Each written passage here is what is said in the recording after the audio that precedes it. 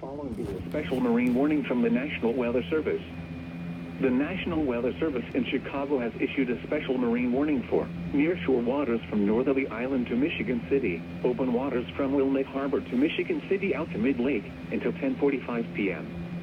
At 9:42 p.m., a strong thunderstorm was located 14 nautical miles south of Montrose Harbor, moving east at 30 knots.